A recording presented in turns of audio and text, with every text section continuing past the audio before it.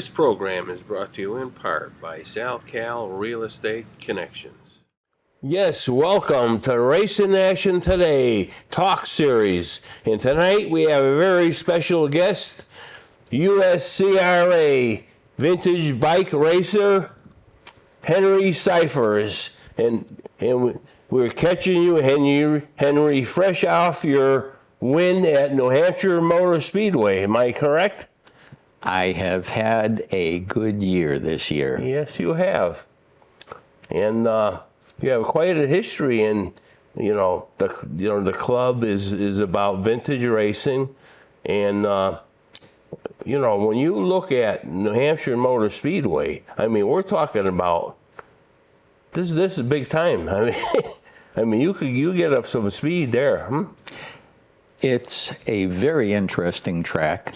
I began in 1976 at the old track, the old Loudon track, and I have raced that track from then through this year. That covers a pretty good span. Quite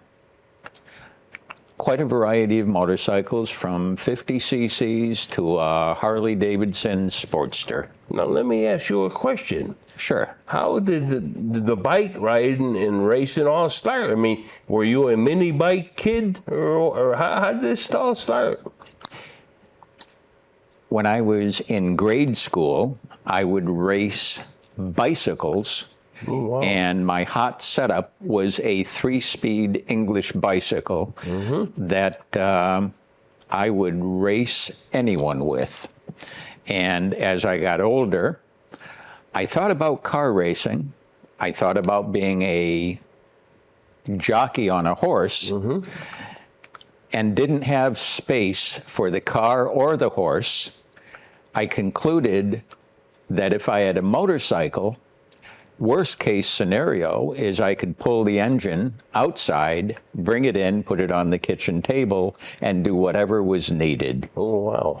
Clearly, I married a very patient woman. Oh, you had to. Let me tell you.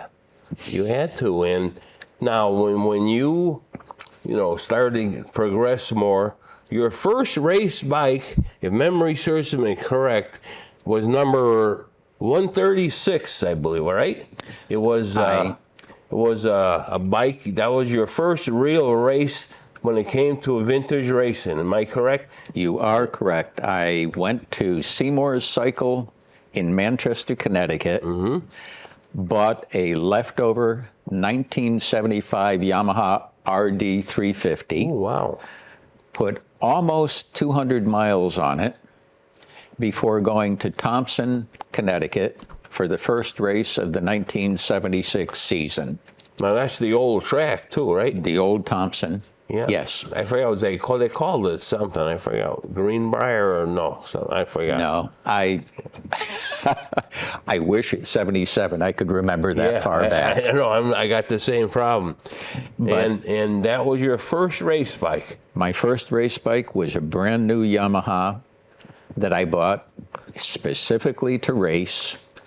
I arrived at Thompson. The bike was not prepared for the track. I did not own leathers that day. So I bought leathers, safety wired the bike, and was able to get out for one practice on Saturday, returned on Sunday with my brand new bright blue Lewis leathers. Oh, wow. It rained like the devil. Oh, my dear. My brand new leathers with fresh dye, transferred the dye to my arms, my legs, and my underwear. Wow. And I was blue for about 2 weeks. Oh, my dear. Now, didn't that kind of scare you, racing in the rain? I was 29 years old, had ridden motorcycles on the street in every condition.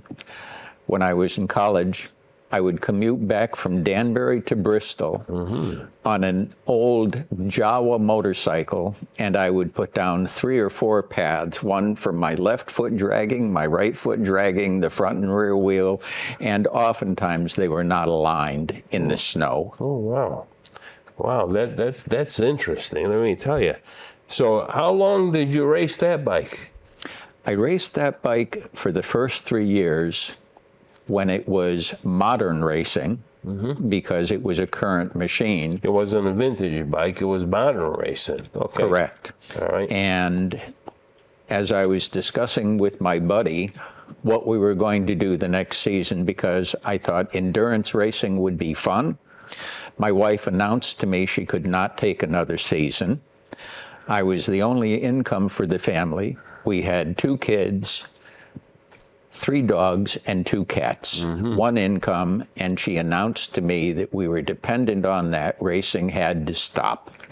Yeah, so you took a little sabbatical. I took almost a 10-year sabbatical. Now, so after that, now you went back again to racing. I believe it was, we have a picture of the bike, I believe it was number 577. Actually, when I went back to racing, I had a 250 Suzuki that had been sitting in my shed. It was a 1966 X6. And when my wife finally said, "When is this race you're going to?" that was the green light to go back. And so I went back to the same technology, a 2-cylinder, 2-stroke, 250cc instead of 350. And now it was called vintage because it was over 10 years old. It was, okay, that's how they judged it was vintage. That was the beginning of vintage. Bob Coy and Rob Iannucci began the United States Classic Racing Association, Yeah, as on my USCRA, back. yep. And when they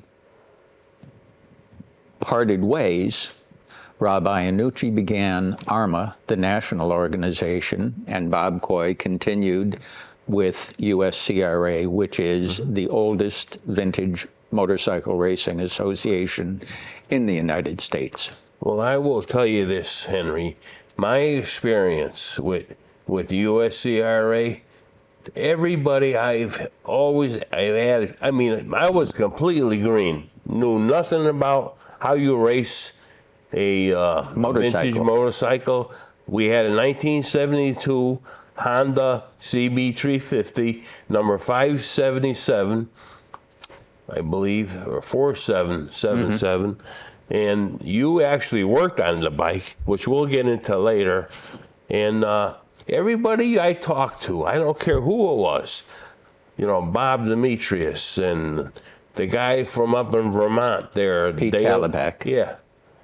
Him and the girl, Christina, right? Devigard. I mean, you always got an answer back, no matter what the question was.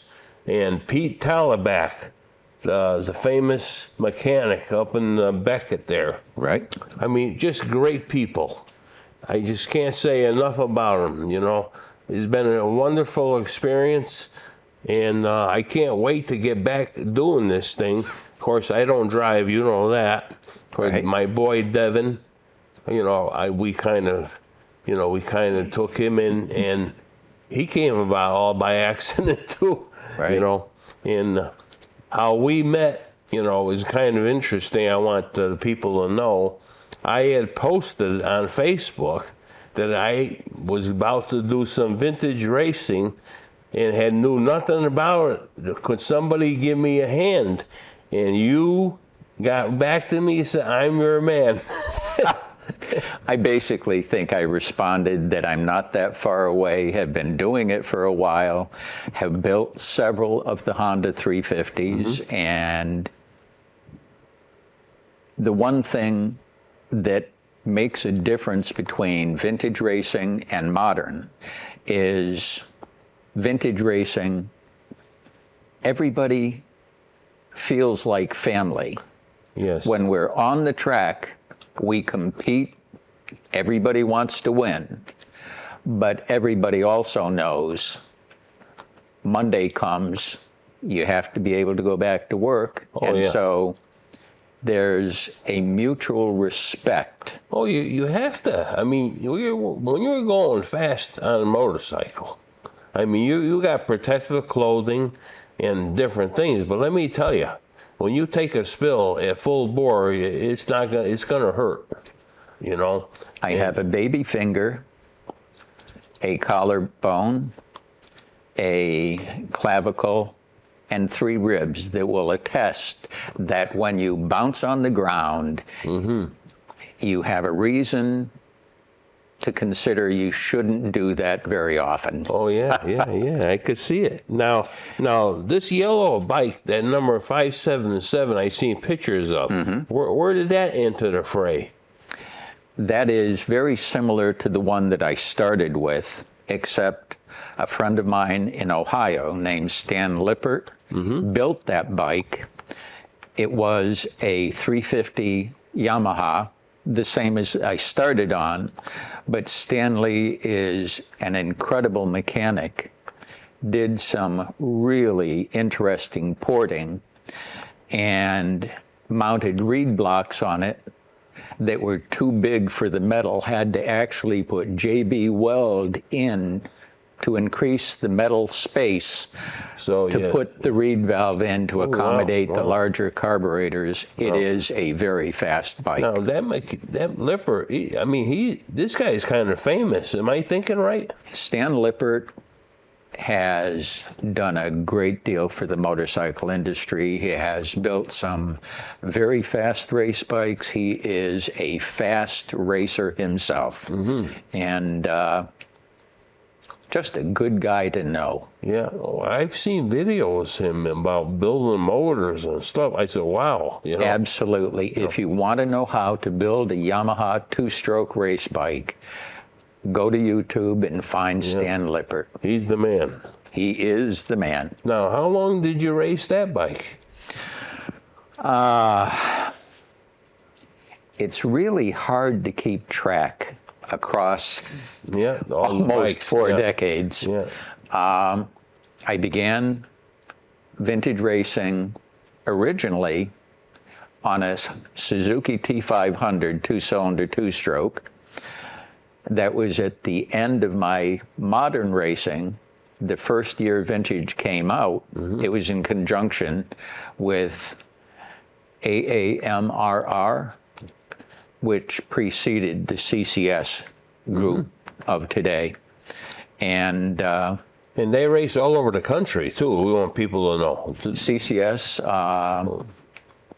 is competitive nationally. Yes. But USCRA has stayed in New England. New England, yes. Where Rob Iannucci, when he formed ARMA, went national. Yes. And they're both great organizations for vintage racing. Oh, yeah. I mean, like you hit it right on the head. Family. It's Absolutely. like being in a family. And I know I could attest by it because I was completely green with this thing. And no matter where I turned, well, how can we help you? It was just great. And now from that bike, you progressed, of course, into other areas.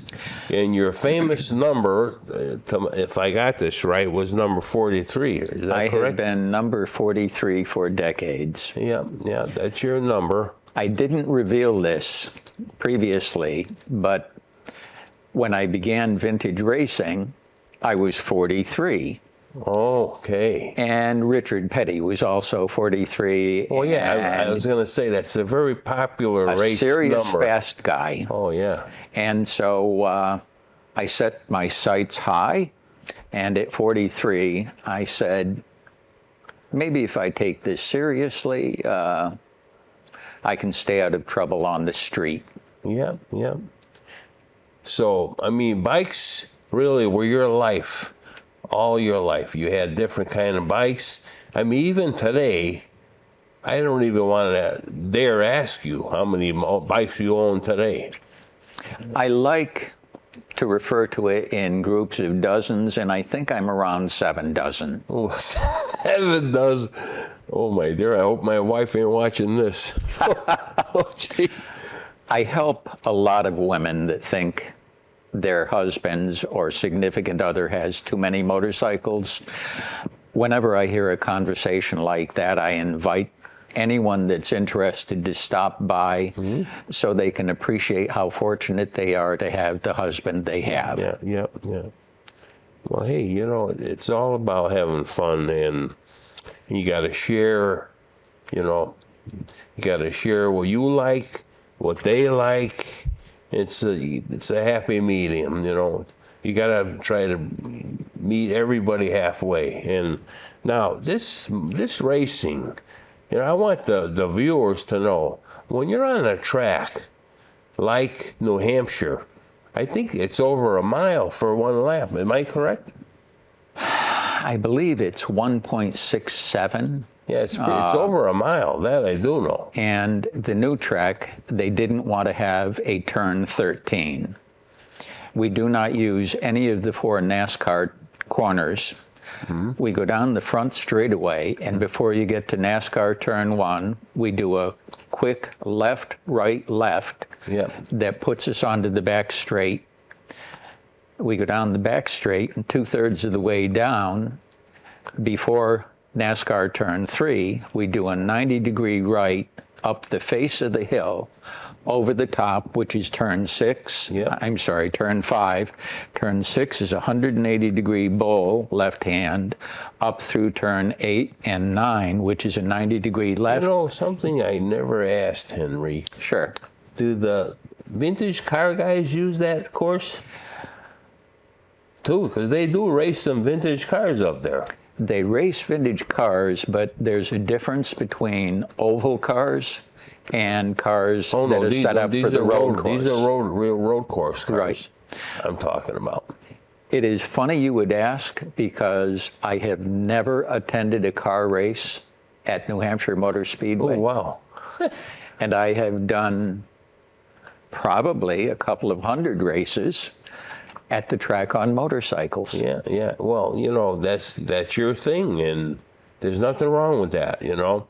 Now, the other track that we go to, or the club, USCRA, you know, that Canaan track, which I'm not sure how big that is, but it looks very interesting to me. It is a very nice track.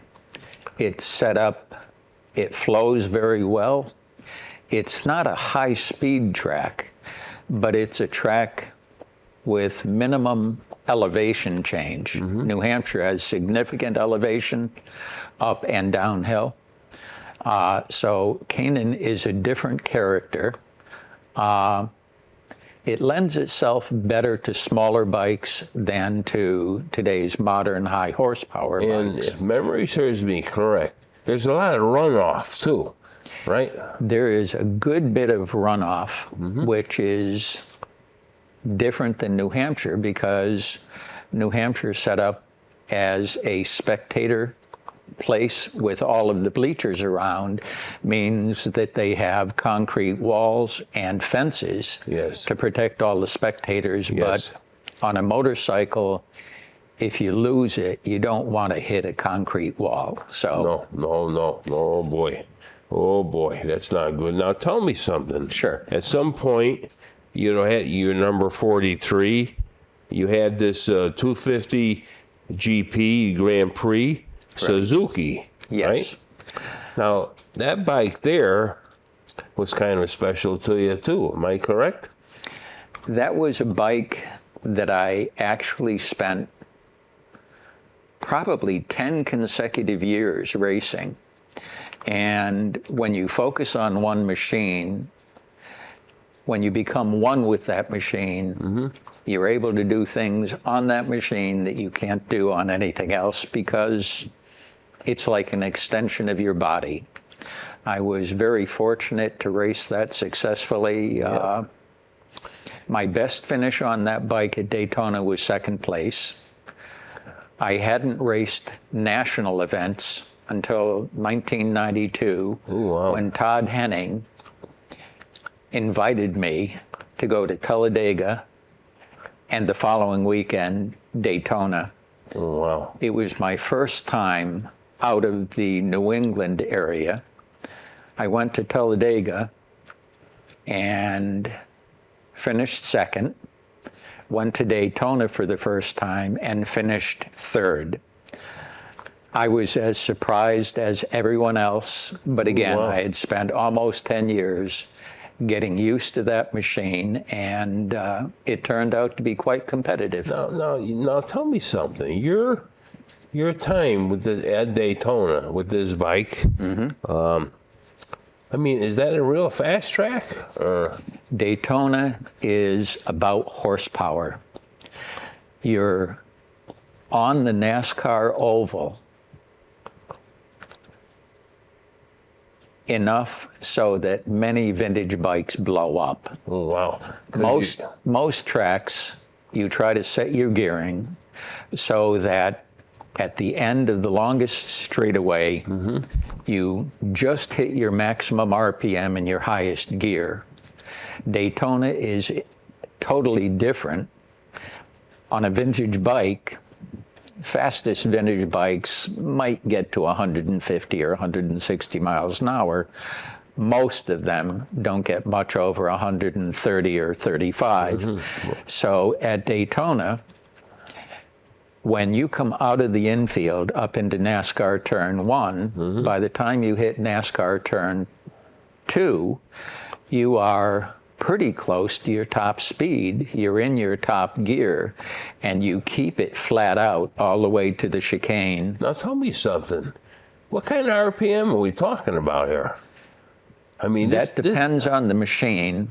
I mean, it sounds like these things are wound out a little tight. Absolutely. The Suzuki that I spent all of that time on was designed to spin 8,000 RPM maximum on the street. The porting, carburation, and exhaust system I had on it allowed it to spin about 11,000 RPM. Oh, wow. And that particular bike, anything over 10,500 RPM, significantly shortens its lifespan. Oh, I'm sure of that. I had it blow up one time, NASCAR Turn 4. The left cylinder, the piston came apart at the wrist pin. The top of the piston was almost embedded in the head. Oh, my dear. The rod broke in half, perforated the case below, and all of the miscellaneous parts of the piston ended up in the expansion chamber. But since it let go at about 10,500 RPM, I kept it running on the other cylinder, got off the bank and into the pits, didn't realize how catastrophic it was until I got back to the garage. That is interesting. And, you know, I mean, Henry, your race history is storied, without a doubt. And I know that you also did a Laconia street race. Am I thinking right? The United States USCRA has experimented with a number of venues. For, I think, 3 summers, we actually put on a demonstration rate at the streets of Laconia, and I had the opportunity to race that same bike on that track. That's the same bike we're talking about. Yes, Oh, my wow. 250 Suzuki. I was able to run it at Talladega, Daytona, Mid-Ohio, New Hampshire, and the streets of Laconia. We also had a 4 or 5 year span where we ran Gunstock. Oh, wow. The Gunstock recreation area was the original track referred to as Laconia. Yeah, well, yeah, with Bike Week, that's what it all started, you know, and Correct. and then now this. Tell me about this bike that you just won with this past year, this 2000. You know, you just won a race at New Hampshire. New Hampshire. Yeah. There's a little side story. When COVID hit, racing was suspended. during that time, my wife had some health issues and passed away in February. So when I looked in the mirror, I wasn't sure that a 76-year-old should be getting back on the track. I had Leather still fit, right? The leather still fit, the helmet still fit, but the two bikes I had been racing most frequently were a Honda RS 125, an actual Moto 3 bike, and a Honda 4-cylinder 550, which runs Formula 500. Those bikes are both fast, demanding, and I wasn't sure I was up to it, so I took one of the other bikes I had bought several years earlier. This is a super vintage bike? Yes. Right, super vintage. Right, but it's only a 50cc displacement. Well, let me tell you, it still goes. It's fun, and I showed up at the track for the second race of the year, not knowing if I should still be on the track. I went out, it rained, I won. I won on Sunday, and I said, maybe it's okay to finish the season. I ran the next 6 races and won the next 6 events. So, congratulations, Henry. Thank you. I am so proud of you. And as usual, when you're having fun, time is flying. And we're going to have to say goodbye for tonight. I want to thank you for being here. I want to thank you, the viewers, for tuning in on Race in Action today. And believe me, we're going to do another session with Henry in the future. And so stay tuned. Thank you and good night.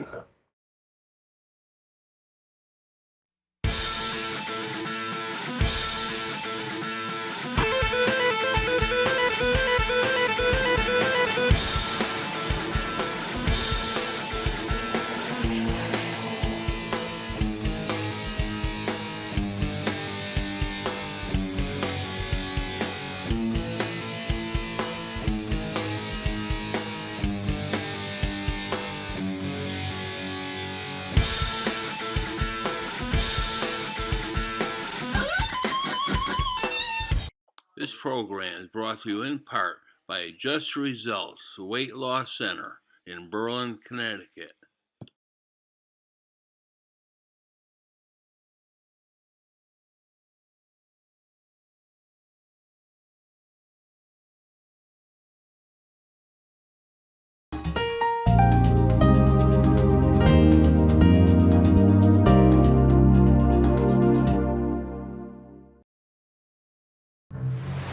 The water's warm at Jaws Pond, and we're stocked full of treasures. Big or small, we buy it all. We buy and sell fast rides, power tools, vintage guitars, and so much more. Walk the plank in style with our fine jewelry, diamonds, and watches. Plus, we have a huge selection of the latest video games, including the new PlayStation 5 and Xbox Series X. Jaws Pond, conveniently located on Meriden Waterbury Turnpike in Southington and West Main Street in New Britain.